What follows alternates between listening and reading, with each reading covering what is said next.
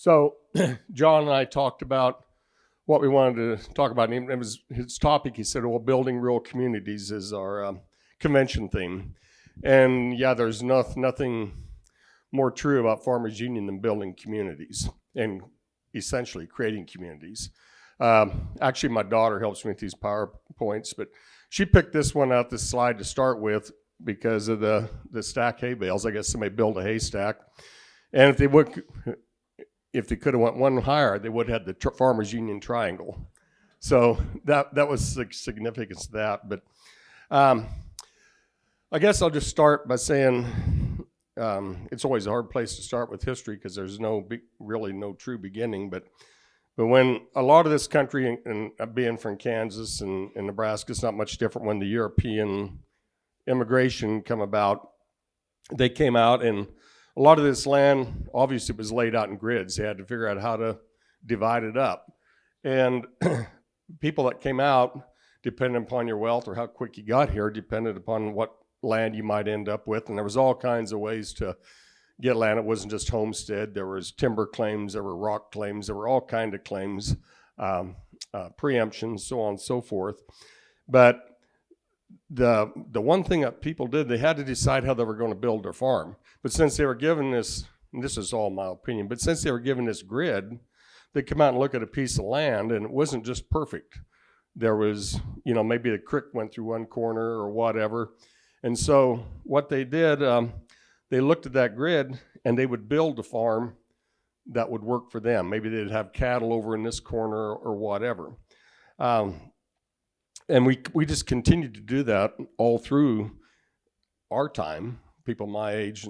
And I grew up learning how to build, as simple as even a haystack. Of course, back in our day, we had the little small square bales, and we'd build a stack. And of course, to get the friends together, we'd, buck the bales, we'd salt every layer, do all those things. So I think back about how I grew up continually building things. And a few years ago, I was down in West Texas, and I was at another conference, and there was a retired professor from Texas Tech, and we were in this beautiful adobe house she had.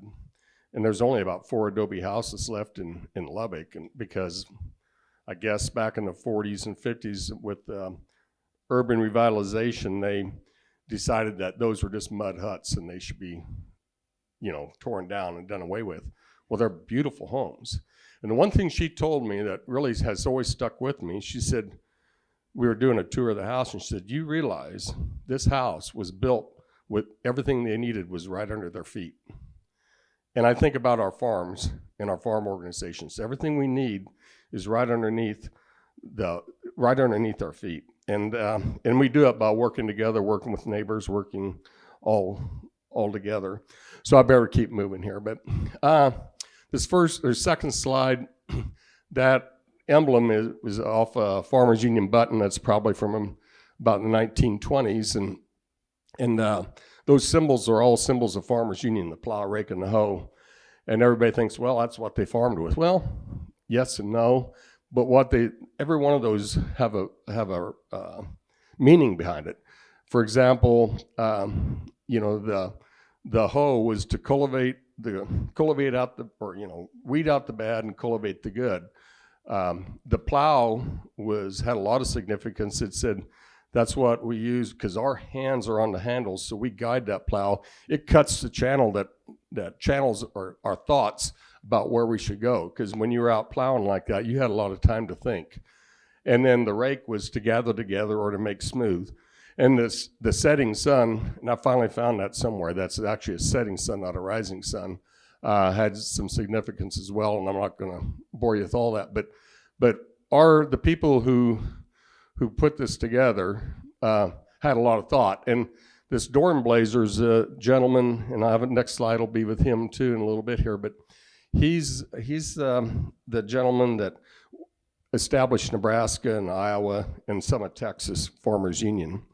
That quote, there's a little bit more to it. It says, we know very well that if you better the conditions of the farmer, you better the conditions of every honest and legitimate business and profession of the home, of the church, of the municipal government, of the state government, and the United States government. We organized the Farmers Educational and Cooperative Union in America. No one believed at that time there would be such a wonderful future to it. There was nothing for those who began it, only the future. And I think we could still say that today. I mean, we're still doing this for the future. So he was just an amazing man. And one other thing he often said was, you can't help yourself without helping the other fellow.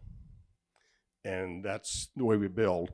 And I had some reprints made of a book that he put out, and a few of them sold, and there's a couple more, Karen, I think we can get, and I can get you more of them. But it's fun reading because not only his words in there, but one of your early presidents, Gustafson, is quoted in there. And if you want to know a little bit about early Nebraska Farmers Union, then I think you would enjoy that. It's short, but it's amazing. Those people spent a lot of time reading, and they didn't have electric lights. They'd do it by the fireside or whatever, and just extremely, extremely intelligent people. One other quote that wasn't his that I like that goes with this, so considering civics and citizenship, and that's what a lot of Farmers Union was about early on too. There was a guy by the name of Whitelaw Reid that said, next to the relations of man with his maker, there is nothing so deserving his best attention as his relation to his fellow man. The welfare of the community is always more important than the welfare of an individual or number of individuals. And the welfare of the community is the highest object of the study of politics. Pretty cool quote, I think. And that was in a textbook for Kansas. Moving right along, this gentleman, Charles Barrett, was actually our 6th president of Farmers Union, but we had 5 of them in 4 years right before him. So he's the guy that kind of put it together. And this kind of follows up with what Bryce mentioned about, getting together. And one of his quotes was, we make better neighbors when we get together. And that really resonates with me as well as being a building tool. He talked also about, after he got Farmers Union going, he said you can feel that giant heartbeat of the Farmers Union across the country. And I've thought about that a lot, and I've thought about farms, and particularly my farm, because my farm changed. I'm retired now as of a few months ago, but you know how things change.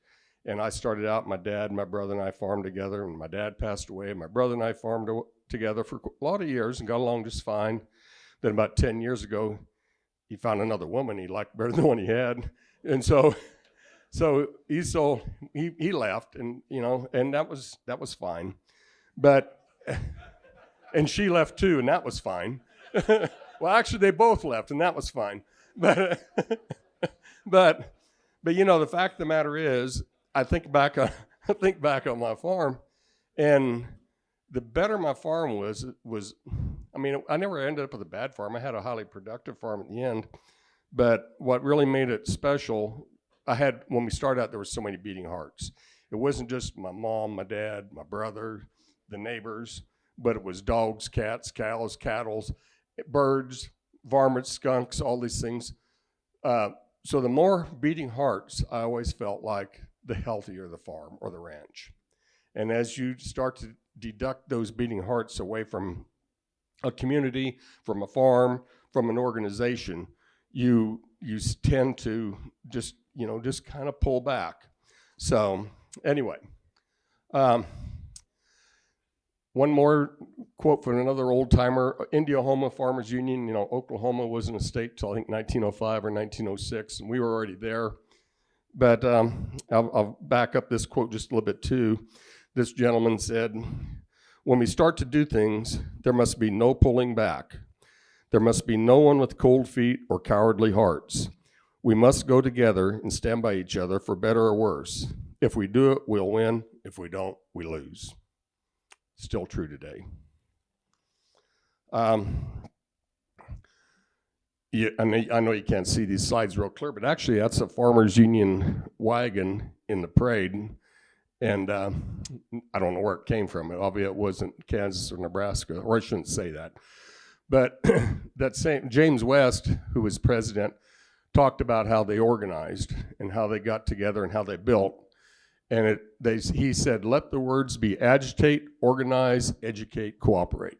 And by agitate, they meant what they do when they start to organize a farmers union, they go into a town and have some fire and brimstone speeches, and then they'd follow up with a whole flock of organizers that would come in. And then, but the idea was that you had to agitate, you had to get people engaged. Secondly, you had to organize, and you had to organize them by the heart first, and then the head. Then, and only then, could you educate them. And after, you could not cooperate until you went through those other steps.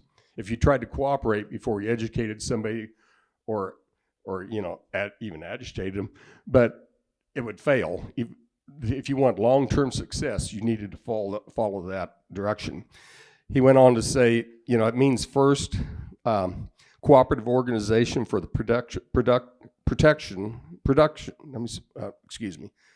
for the protective and educational purposes. Second, cooperative organization for business purposes. And third, cooperative organization for political purposes. And he said, we must begin with the cooperative organization for our own protection, its roots in the local community. I got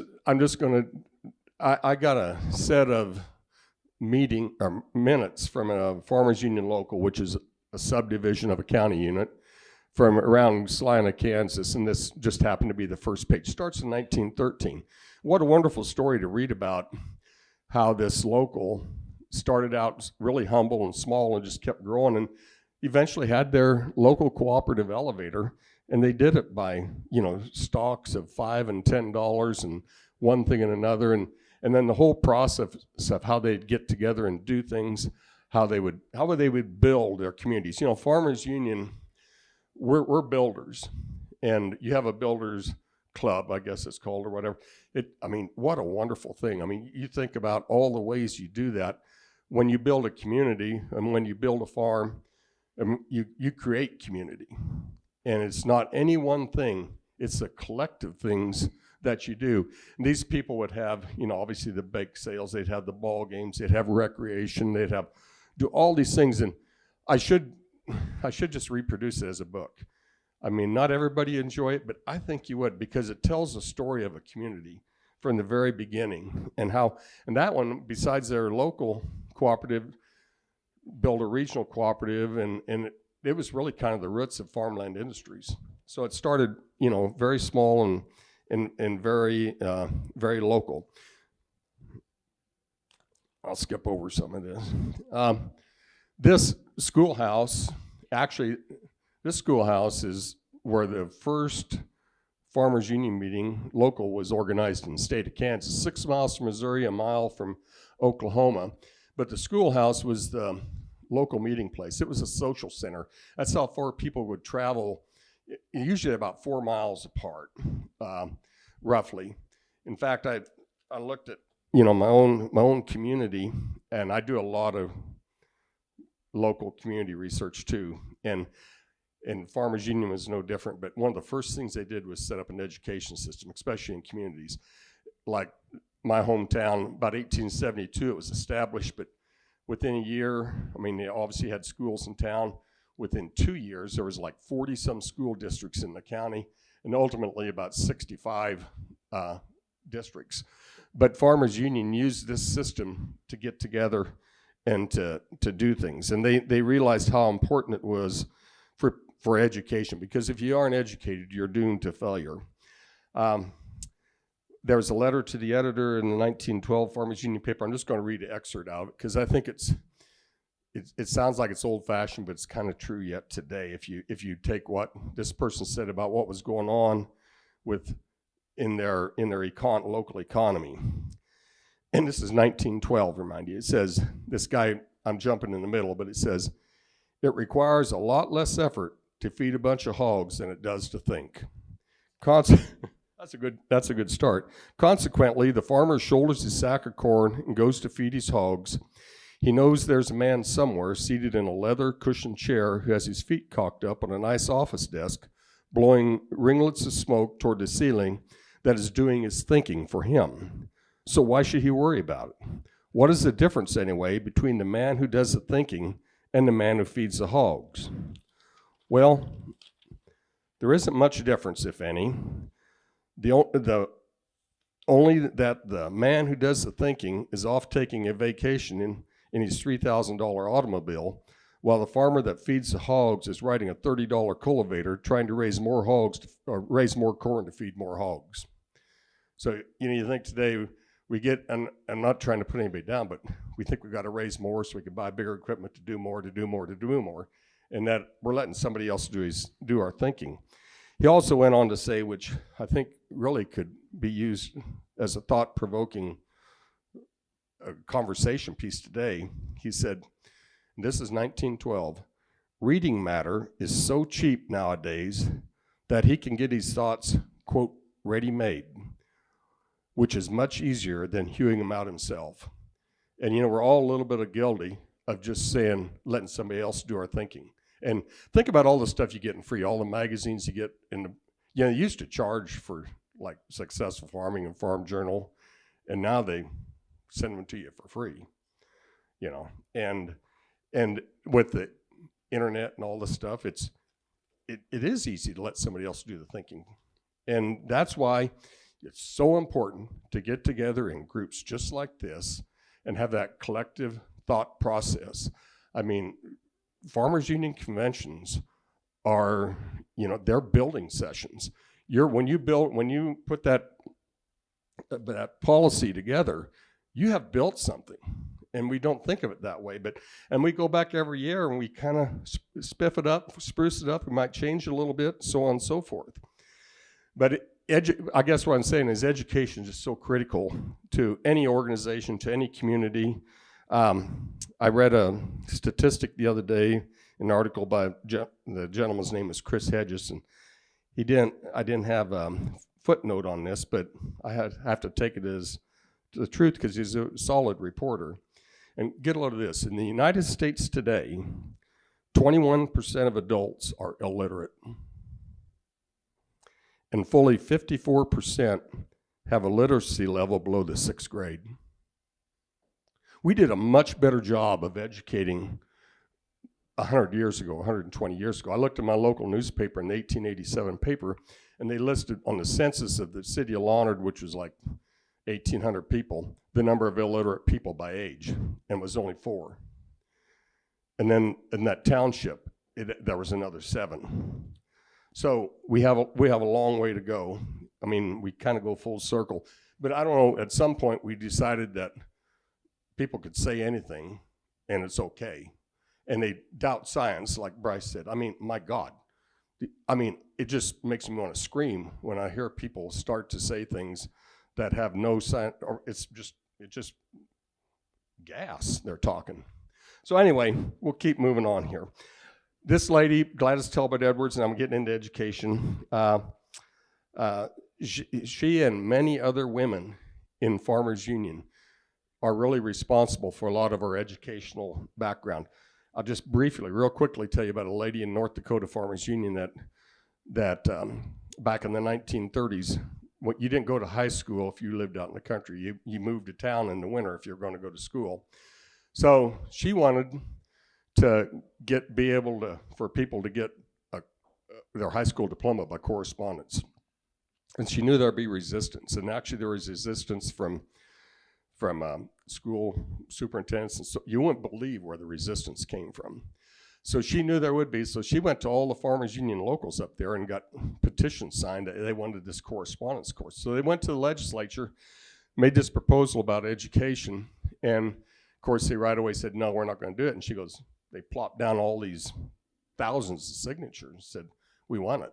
And it passed because of an activity, and they were building their educational community. Farmers Union was. We'll get a load of this from I think it's a 14-year span in North Dakota. 66,000 people got their high school diploma by the correspondence course because of the action of that woman. I mean, it just makes the hair stand up on your arms. I mean, we can do this. And in Farmers Union, I just have hats off to the women. We had so many powerful women that have done so many powerful things. Okay. I had to throw this slide in. Is Kansas the greatest cooperative state? Because we want to talk just briefly about cooperatives, because farmers union cooperatives, John's mentioned it on and on and on. Well, this is about 1917 into 18, about the time of the Spanish flu pandemic. But in this article, they talk about it. The Kansas Farmers Union formed over 600 co-ops in Kansas that year. But that's because we went to the legislature and got uniform cooperative law to where, and then we put it in our paper. We had sample ways, and co-ops just went everywhere. So I got thinking about this, and well, it's Kansas' greatest cooperative state. And then I was thinking about today, and I said, actually Nebraska was. So think about that. I came up here, so but Nebraska was and is a fantastic cooperative state. And this is I don't know, bought this yellow button on the internet, but Omaha, you had in Nebraska your cooperative system, which people clawed and scraped to build and fought and worked so dang hard, and we still enjoy today because somebody worked their butt off, and a lot of people have worked to keep it going. That all happened in Nebraska.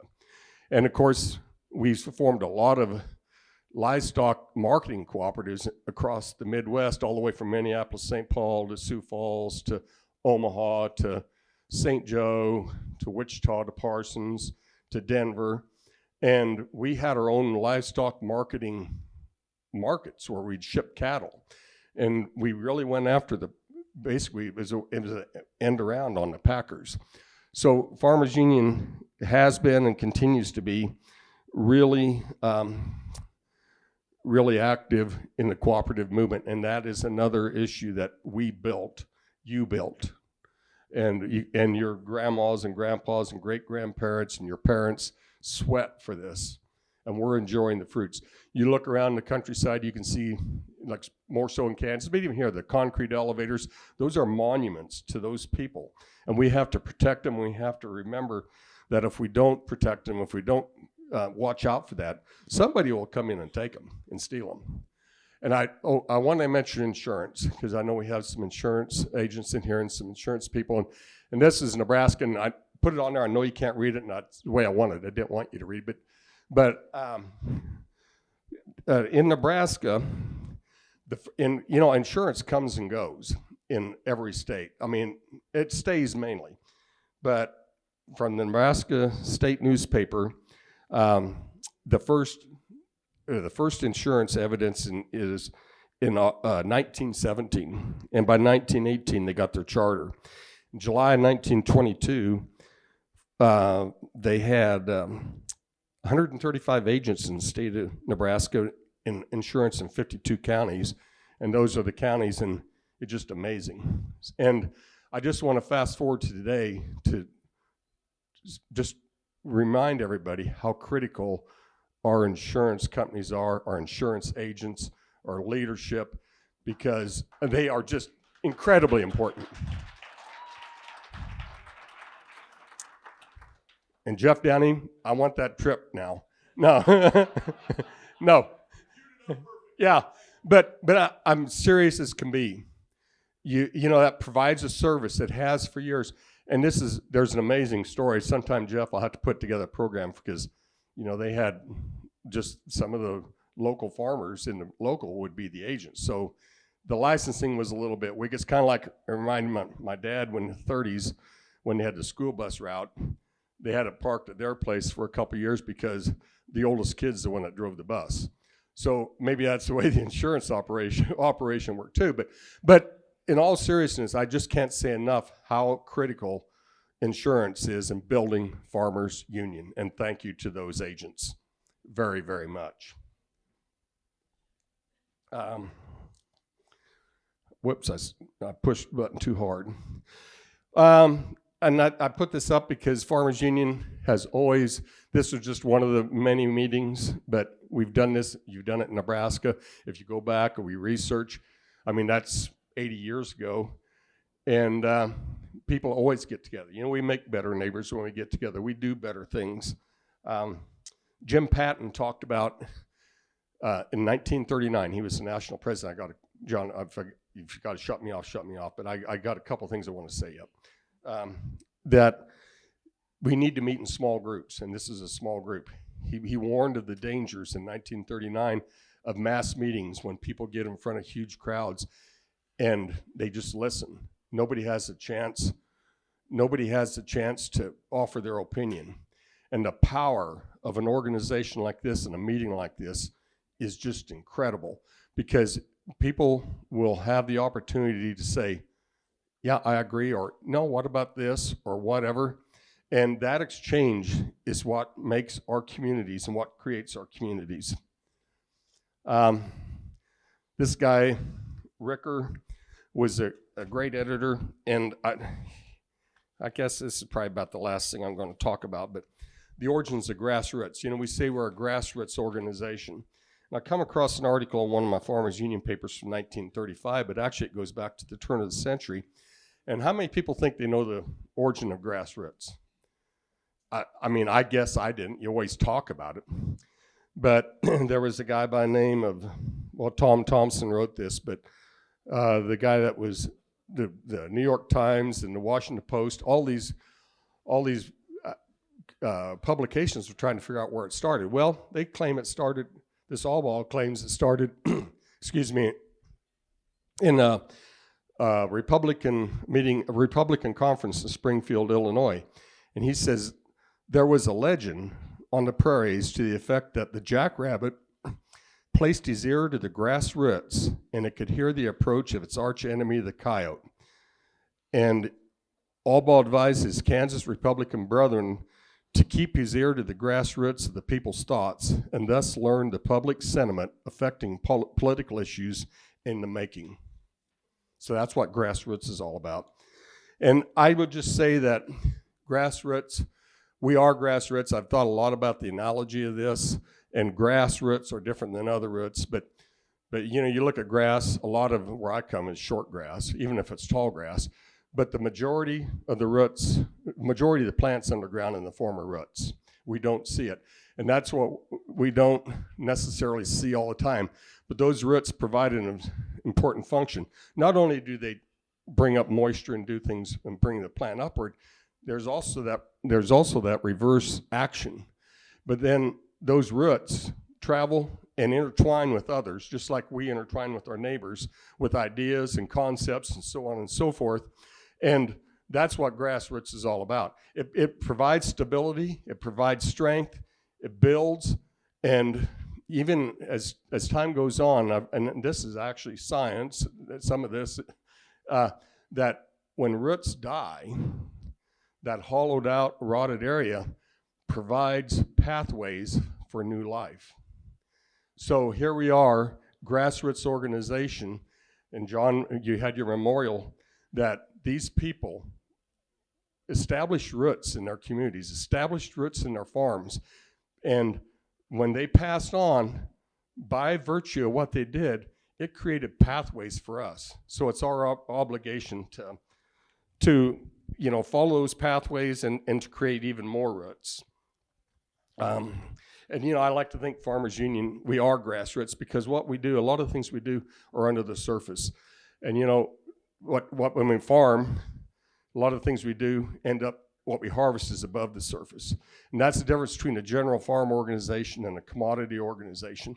I think a general farm organization is truly grassroots, because what we do allows us to do those other things.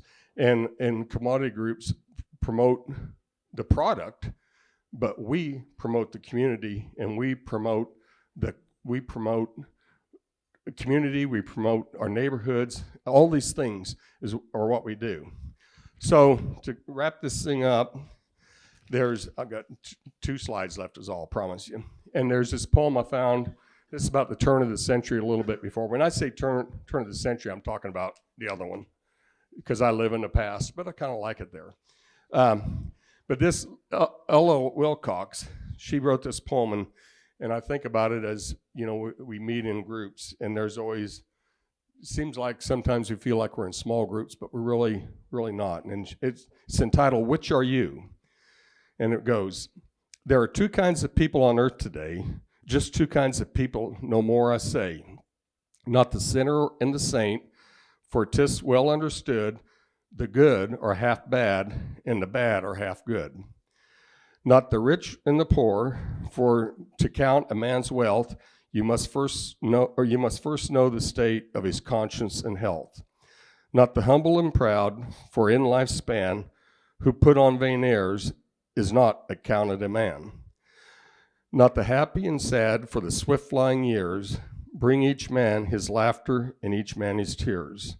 No, two kinds of people on earth, I mean, are people who lift and people who lean. Wherever you go, you will find the world's masses are always divided in just these two classes. And oddly enough, you will find too, I ween, there is only one lifter for every 20 who lean. In which class are you? Are you easing the load of overtaxed lifters who toil down the road? Or are you a leaner who lets others bear your portion of labor and worry and care? And to conclude this, I'll just read this. This is in the African American Museum. I haven't been there, but a friend sent me this. It's on the wall. James Baldwin is this awesome black writer, just really brilliant man. And he says, the great force of history comes from the fact that we carry it within us and are unconsciously controlled by it. History is literally present in all that we do. And that's why I love Farmers Union. I love Farmers Union history. It's a great story. It's a huge story, and we should all be very proud of it. Thank you for letting me speak.